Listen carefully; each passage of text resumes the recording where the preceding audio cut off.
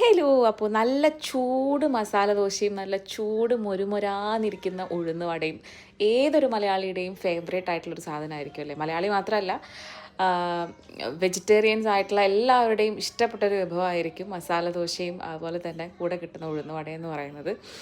അപ്പോൾ ഈ ഇടയായിട്ടാണ് നമ്മൾ കുംഭകോണം കഫേനെ പറ്റിയിട്ട് അറിയുന്നതും അവിടെ പോയിട്ട് നമ്മൾ 2-3 തവണ ഭക്ഷണം കഴിച്ചെങ്കിലും വീഡിയോ എടുക്കാനുള്ളൊരു അവസരം കിട്ടിയിട്ടുണ്ടായിരുന്നില്ല. അങ്ങനെ ഫൈനലി ഞാൻ ഒരു വീഡിയോ എടുത്തു.